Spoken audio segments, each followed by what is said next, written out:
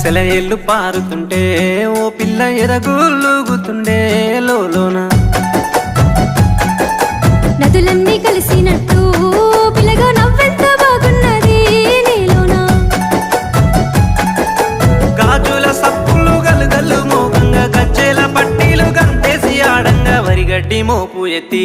ఓ పిల్ల వయ్యారి నడుము